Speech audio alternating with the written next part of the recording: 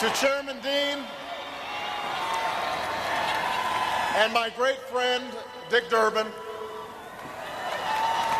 and to all my fellow citizens of this great nation, with profound gratitude and great humility, I accept your nomination for presidency of the United States.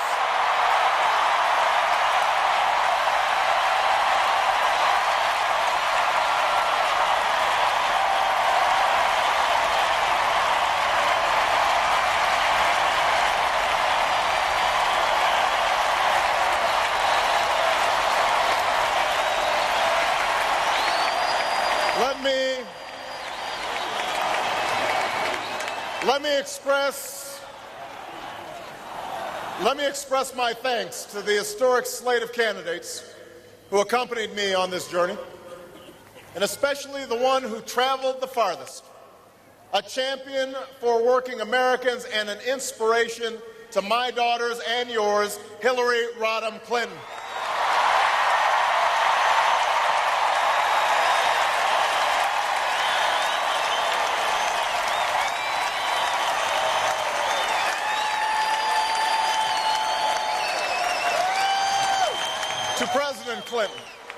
To President Bill Clinton, who made last night the case for change as only he can make it.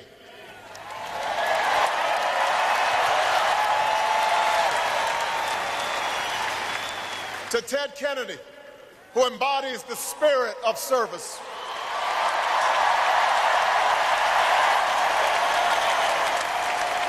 And to the next Vice President of the United States, Joe Biden, I thank you.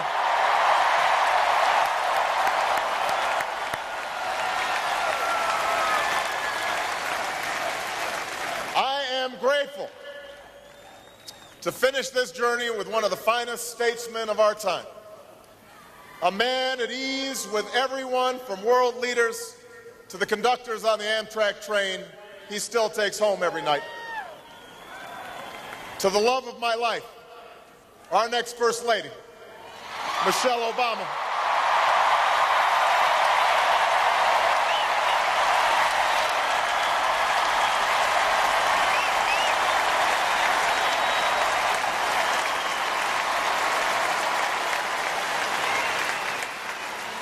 And to Malia and Sasha, I love you so much, and I am so proud of you.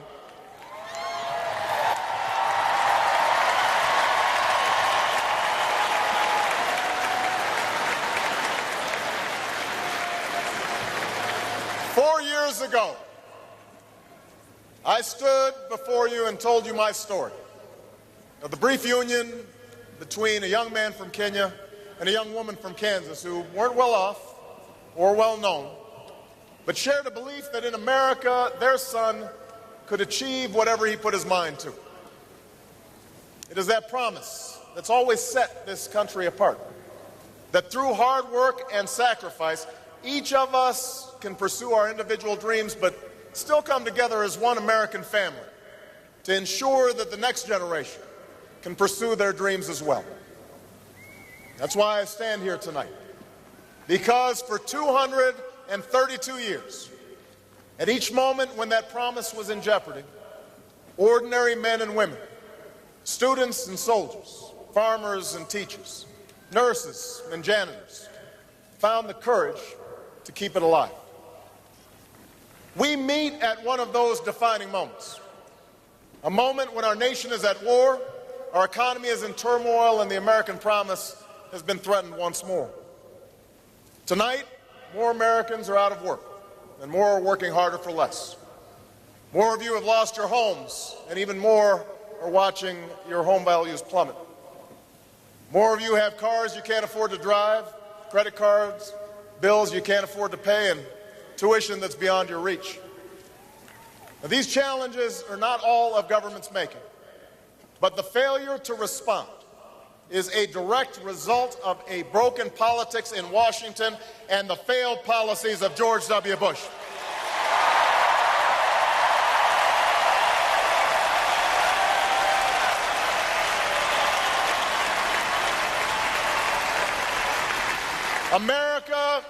we are better than these last 8 years. We are a better country than this. This country's more decent than one where a woman in Ohio on the brink of retirement finds herself one illness away from disaster after a lifetime of hard work. We're a better country than one where a man in Indiana has to pack up the equipment that he's worked on for 20 years and watches it shipped off to China, and then chokes up as he explains how he felt like a failure when he went home to tell his family the news. We are more compassionate than a government that lets veterans sleep on our streets and families slide into poverty, that sits on its hands while a major American city drowns before our eyes.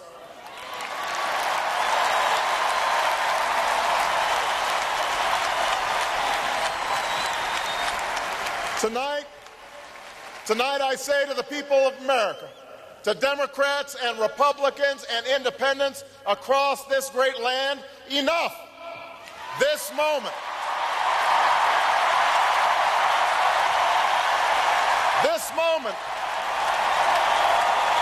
this election is our chance to keep, in the 21st century, the American promise alive. Because next week in Minnesota, the same party that brought you 2 terms of George Bush and Dick Cheney will ask this country for a third. And we are here because we love this country too much to let the next 4 years look just like the last 8.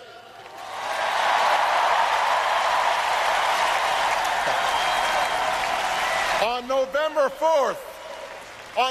4th, we must stand up and say 8 is enough.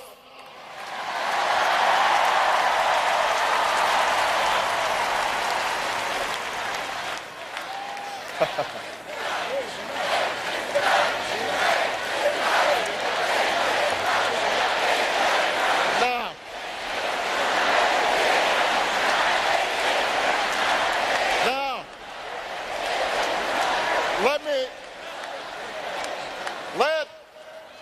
let there be no doubt. The Republican nominee, John McCain, has worn the uniform of our country with bravery and distinction. And for that, we owe him our gratitude and our respect.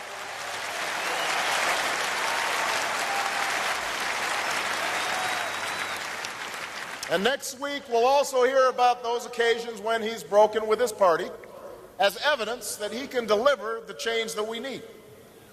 But the record's clear. John McCain has voted with George Bush 90% of the time. Senator McCain likes to talk about judgment, but really, what does it say about your judgment when you think George Bush has been right more than 90% of the time?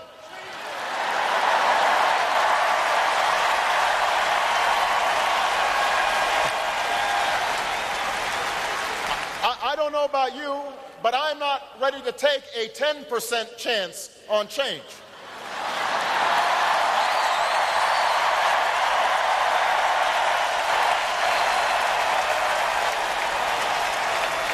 The truth is, on issue after issue that would make a difference in your lives, on health care and education and the economy, Senator McCain has been anything but independent. He said that our economy has made great progress under this president. He said that the fundamentals of the economy are strong. And when one of his chief advisors, the man who wrote his economic plan, was talking about the anxieties that Americans are feeling, he said that we were just suffering from a mental recession and that we've become, and I quote, a nation of whiners.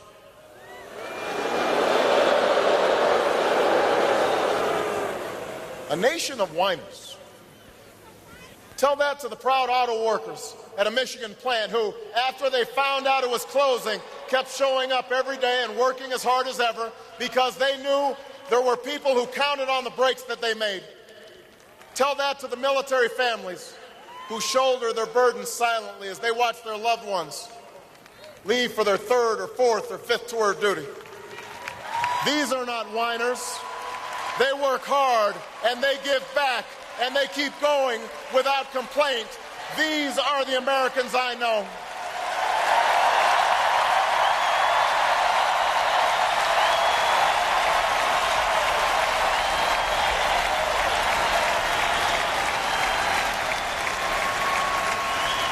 Now, I don't believe that Senator McCain doesn't care what's going on in the lives of Americans. I just think he doesn't know. Why else would he define middle class as someone making under $5 million a year? How else could he propose hundreds of billions in tax breaks for big corporations and oil companies, but not one penny of tax relief to more than 100 million Americans? How else could he offer a health care plan that would actually tax people's benefits? Or an education plan that would do nothing to help families pay for college? Or a plan that would privatize Social Security and gamble your retirement? It's not because John McCain doesn't care. It's because John McCain doesn't get it. For over 2 decades, he subscribed to that old discredited Republican philosophy. Give more and more to those with the most and hope that prosperity trickles down to everyone else. In Washington, they call this the ownership society. But what it really means is that you're on your own. Out of work? Tough luck. You're on your own. No health care? The market will fix it. You're on your own. Born into poverty? Pull yourself up by your own bootstraps. Even if you don't have boots, you are on your own.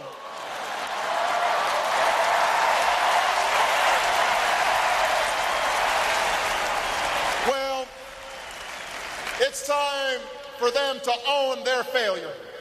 It's time for us to change America. And that's why I'm running for president of the United States.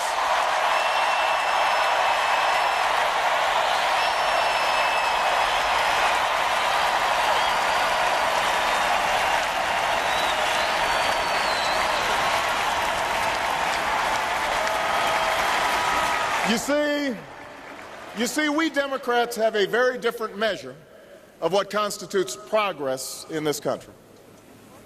We measure progress by how many people can find a job that pays the mortgage, whether you can put a little extra money away at the end of each month so you can someday watch your child receive her college diploma. We measure progress in the 23 million new jobs that were created when Bill Clinton was president. When the average American family saw its income go up $7,500 instead of go down $2,000 like it has under George Bush. We measure the strength of our economy not by the number of billionaires we have or the profits of the Fortune 500, but by whether someone with a good idea can take a risk and start a new business, or whether the waitress who lives on tips can take a day off and look after a sick kid without losing her job. An economy that honors the dignity of work. The fundamentals we use to measure economic strength are whether we are living up to that fundamental promise that has made this country great. A promise that is the only reason I am standing here tonight. Because in the faces of those young veterans who come back from Iraq and Afghanistan, I see my grandfather, who signed up after Pearl Harbor, marched in Patton's army, and was rewarded by a grateful nation with the chance to go to college on the GI Bill. In the face of that young student who sleeps just 3 hours before working the night shift, I think about my mom, who raised my sister and me on her own while she worked and earned her degree, who once turned to food stamps but was still able to send us to the best schools in the country with the help of student loans and scholarships.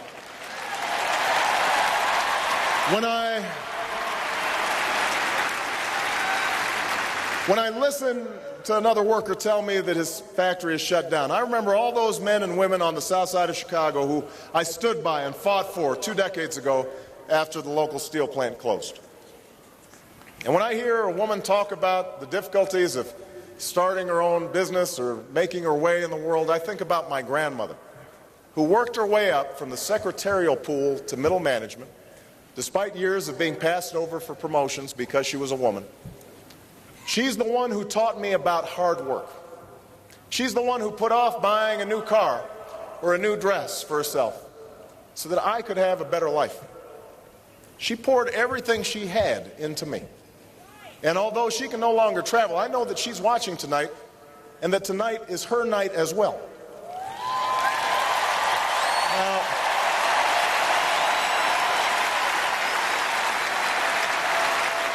Now, I don't know what kind of lives John McCain thinks that celebrities lead, but this has been mine. These are my heroes. Theirs are the stories that shaped my life. And it is on behalf of them that I intend to win this election and keep our promise alive as President of the United States.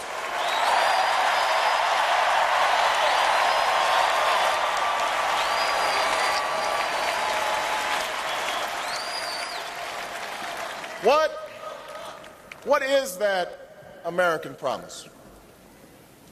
It's a promise that says each of us has the freedom to make of our own lives what we will, but that we also have obligations to treat each other with dignity and respect.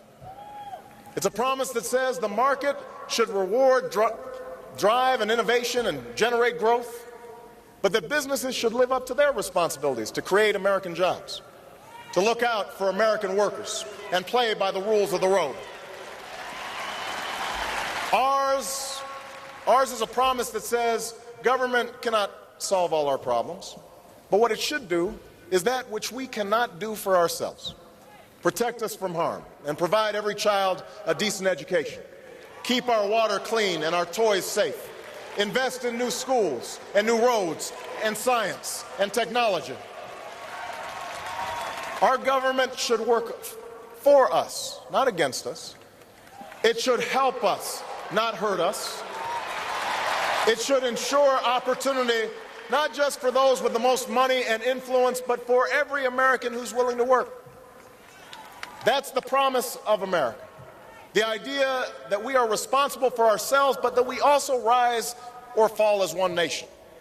The fundamental belief that I am my brother's keeper. I am my sister's keeper. That's the promise we need to keep. That's the change we need right now. So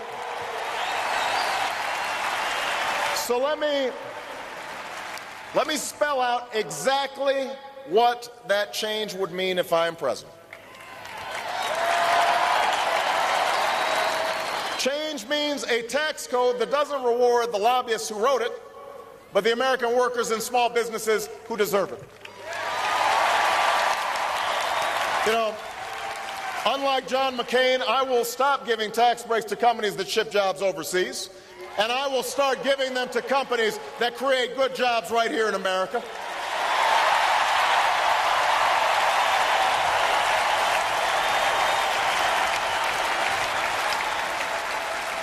I'll eliminate capital gains taxes for the small businesses and startups that will create the high-wage, high-tech jobs of tomorrow.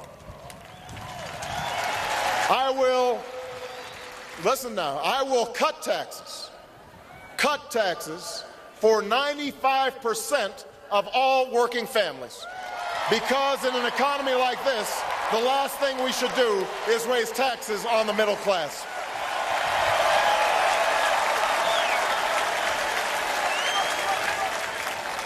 And for the sake of our economy, our security, and the future of our planet, I will set a clear goal as president. In 10 years, we will finally end our dependence on oil from the Middle East.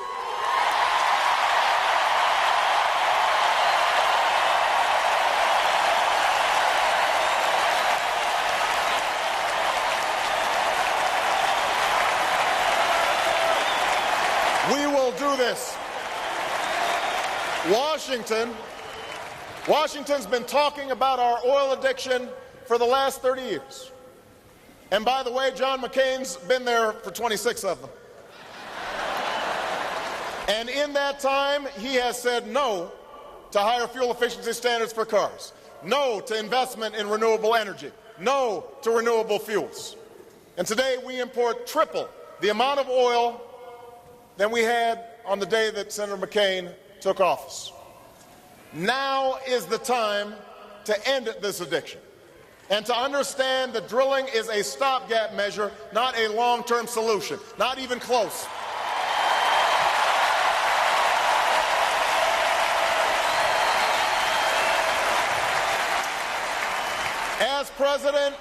As president, I will tap our natural gas reserves, invest in clean coal technology, and find ways to safely harness nuclear power.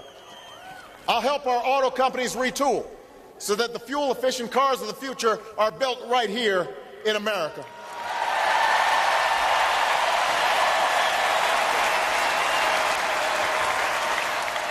I'll make it easier for the American people to afford these new cars. And I'll invest $150 billion over the next decade in affordable, renewable sources of energy, wind power and solar power, and the next generation of biofuels, an investment that will lead to new industries and 5 million new jobs that pay well and can't be outsourced.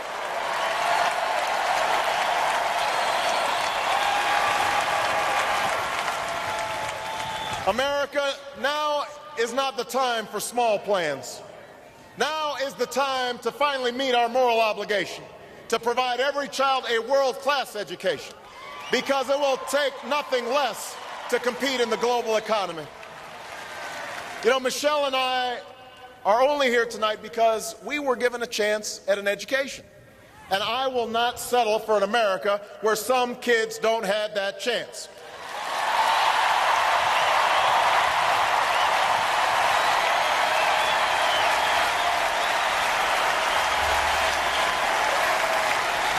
Invest in early childhood education. I'll recruit an army of new teachers and pay them higher salaries and give them more support.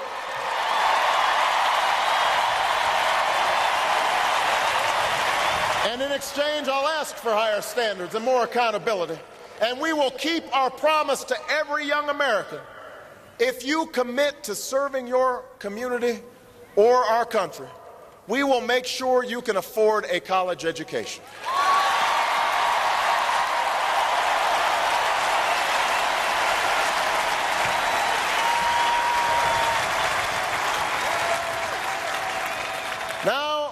Now is the time to finally keep the promise of affordable, accessible health care for every single American. If you have health care, my plan will lower your premiums. If you don't, you'll be able to get the same kind of coverage that members of Congress give themselves. And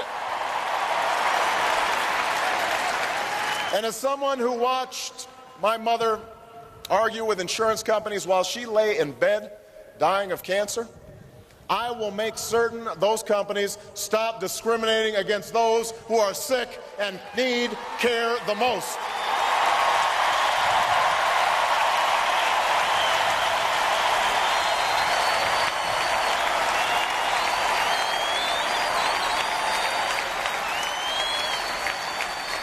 Now is the time to help families with paid sick days and better family leave, because nobody in America should have to choose between keeping their job and caring for a sick child or an ailing parent. Now is the time to change our bankruptcy laws so that your pensions are protected ahead of CEO bonuses, and the time to protect Social Security for future generations. And now is the time to keep the promise of equal pay for an equal day's work, because I want my daughters to have the exact same opportunities as your sons.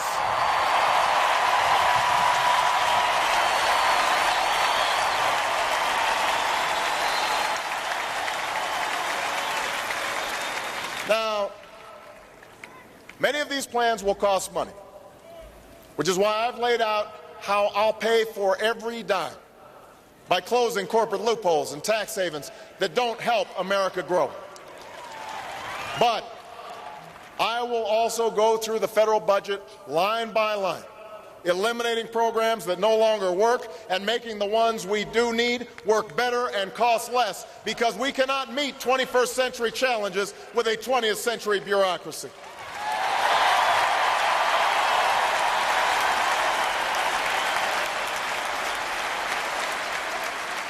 And Democrats, we must also admit that fulfilling America's promise will require more than just money.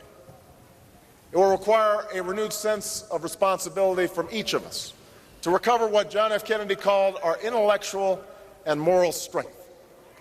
Yes, government must lead on energy independence, but each of us must do our part to make our homes and businesses more efficient. Yes, we must provide more ladders to success for young men who fall into lives of crime and despair. But we must also admit that programs alone can't replace parents, that government can't turn off the television and make a child do her homework, that fathers must take more responsibility to provide love and guidance to their children.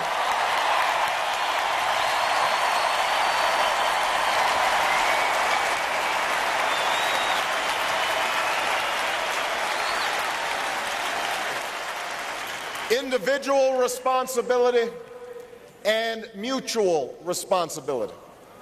That's the essence of America's promise. And just as we keep our promise to the next generation here at home, so must we keep America's promise abroad. If John McCain wants to have a debate about who has the temperament and judgment to serve as the next commander-in-chief, that's a debate I'm ready to have.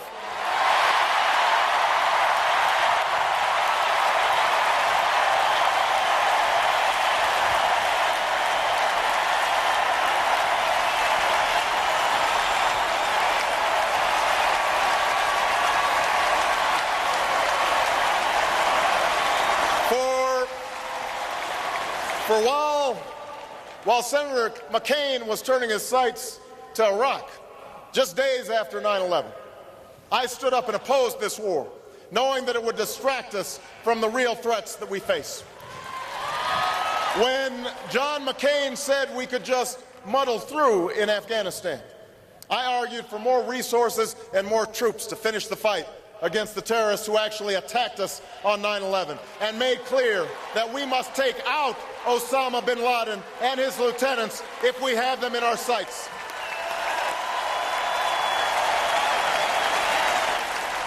You know, John McCain likes to say that he'll follow bin Laden to the gates of hell, but he won't even follow him to the cave where he lives.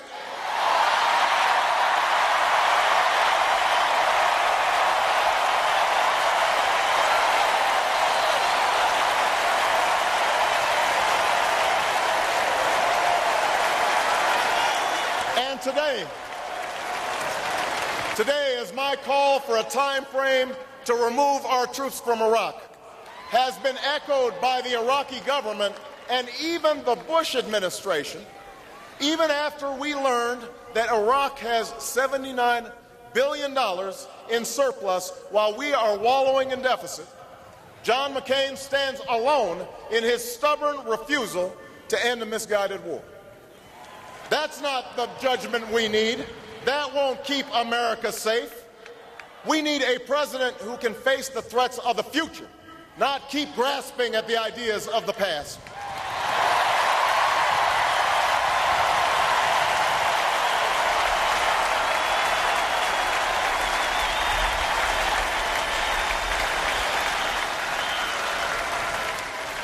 You don't defeat a terrorist network that operates in 80 countries by occupying Iraq. You don't protect Israel and deter Iran just by talking tough in Washington. You can't truly stand up for Georgia when you've strained our oldest alliances. If John McCain wants to follow George Bush with more tough talk and bad strategy, that is his choice, but that is not the change that America needs.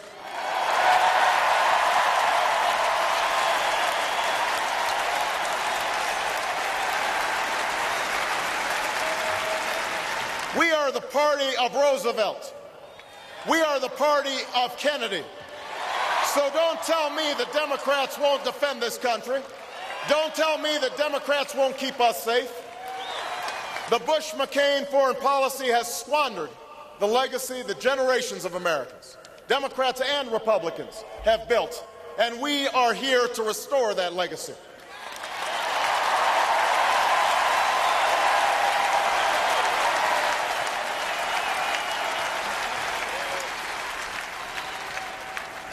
As Commander-in-Chief, I will never hesitate to defend this nation, but I will only send our troops into harm's way with a clear mission and a sacred commitment to give them the equipment they need in battle and the care and benefits they deserve when they come home.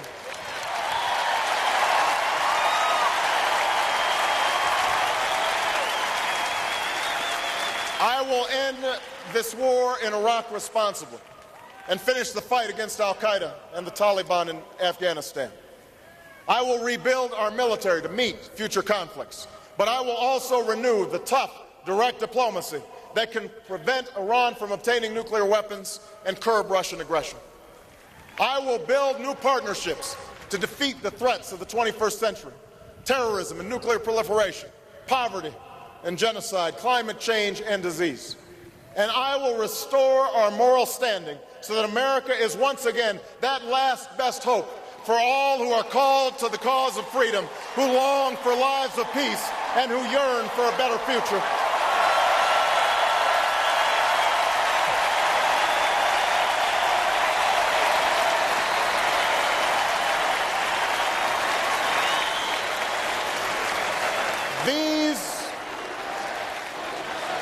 These are the policies I will pursue. And in the weeks ahead, I look forward to debating them with John McCain. But what I will not do is suggest that the senator takes his positions for political purposes. Because one of the things that we have to change in our politics is the idea that people cannot disagree without challenging each other's character and each other's patriotism.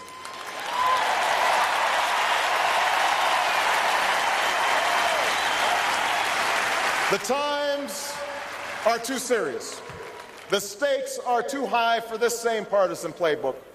So let us agree that patriotism has no party. I love this country, and so do you, and so does John McCain. The men and women who serve in our battlefields may be Democrats and Republicans and independents, but they have fought together and bled together, and some died together under the same proud flag.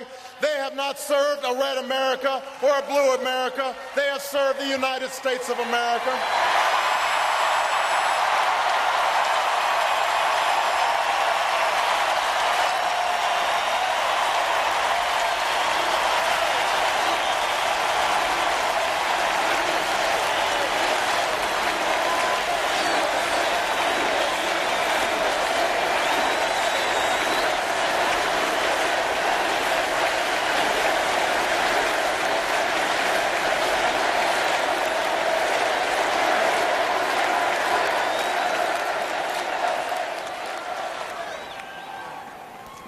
So I've got news for you, John McCain.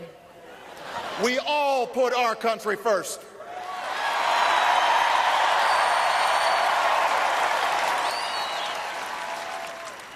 America, our work will not be easy. The challenges we face require tough choices. And Democrats, as well as Republicans, will need to cast off the worn-out ideas and politics of the past. For part of what has been lost these past 8 years can't just be measured by lost wages or bigger trade deficits. What has also been lost is our sense of common purpose. And that's what we have to restore. We may not agree on abortion, but surely we can agree on reducing the number of unwanted pregnancies in this country.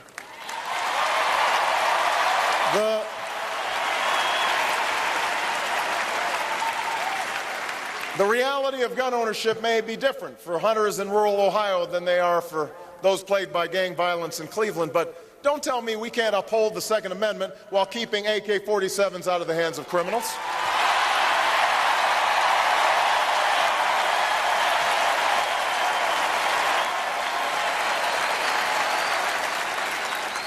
I know there are differences on same-sex marriage, but surely we can agree that our gay and lesbian brothers and sisters deserve to visit the person they love in a hospital and to live lives free of discrimination.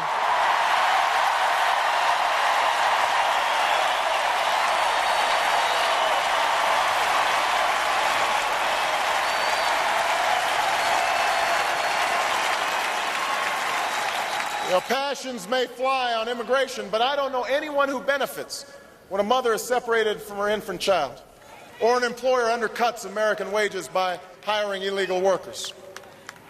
This, too, is part of America's promise, the promise of a democracy where we can find the strength and grace to bridge divides and unite in common effort.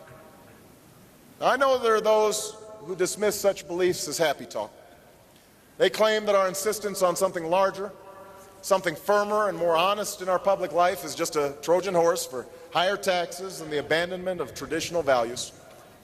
And that's to be expected, because if you don't have any fresh ideas, then you use stale tactics to scare voters.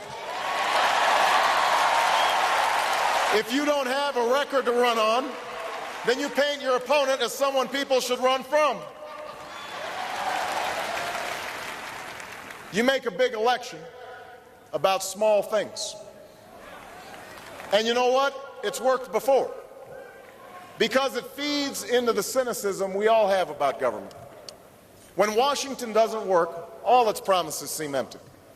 If your hopes have been dashed again and again, then it's best to stop hoping and settle for what you already know. I get it.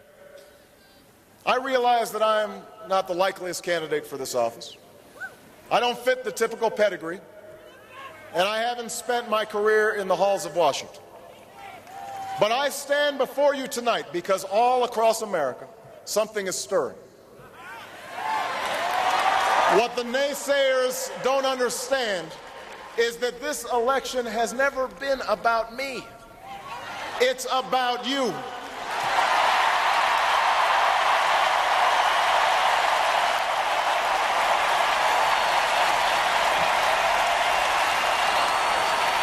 It's about you. For 18 long months, you have stood up one by one and said enough to the politics of the past. You understand that in this election, the greatest risk we can take is to try the same old politics with the same old players and expect a different result. You have shown what history teaches us, that at defining moments like this one, the change we need doesn't come from Washington. Change comes to Washington.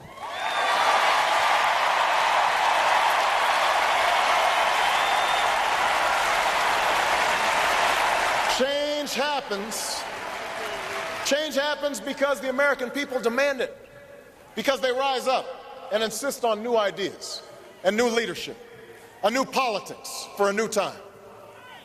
America, this is one of those moments. I believe that as hard as it will be, the change we need is coming, because I've seen it, because I've lived it.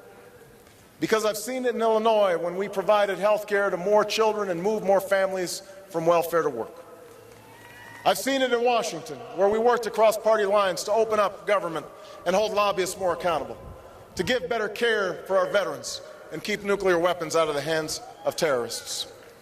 And I've seen it in this campaign, in the young people who voted for the first time, and the young at heart, those who got involved again after a very long time, in the Republicans who never thought they'd pick up a Democratic ballot, but did.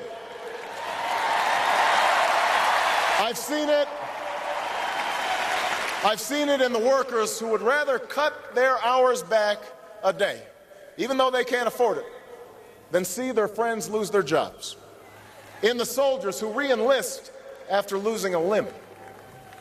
In the good neighbors who take a stranger in when a hurricane strikes and the floodwaters rise. You know, this country of ours has more wealth than any nation, but that's not what makes us rich. We have the most powerful military on earth, but that's not what makes us strong. Our universities and our culture are the envy of the world, but that's not what keeps the world coming to our shores. Instead, it is that American spirit, that American promise, that pushes us forward even when the path is uncertain, that binds us together in spite of our differences, that makes us fix our eye not on what is seen, but what is unseen, that better place around the bend. That promise is our greatest inheritance. It's a promise I make to my daughters when I tuck them in at night, and a promise that you make to yours. A promise that has led immigrants to cross oceans and pioneers to travel west. A promise that led workers to picket lines and women to reach for the ballot. And it is that promise that 45 years ago today brought Americans from every corner of this land to stand together on a mall in Washington before Lincoln's memorial and hear a young preacher from Georgia speak of his dream.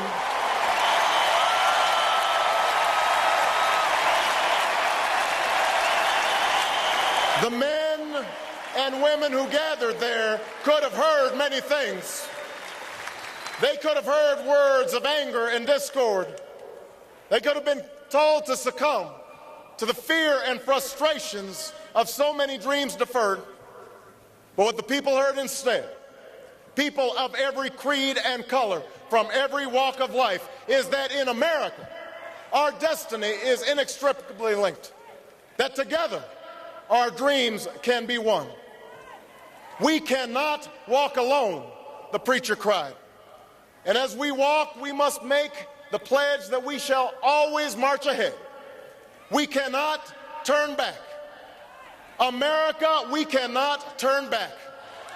Not with so much work to be done, not with so many children to educate and so many veterans to care for, not with an economy to fix and cities to rebuild and farms to save, not with so many families to protect and so many lives to mend. America, we cannot turn back. We cannot walk alone. At this moment, in this election, we must pledge once more to march into the future. Let us keep that promise, that American promise, and in the words of Scripture, hold firmly, without wavering, to the hope that we confess. Thank you. God bless you. And God bless the United States of America.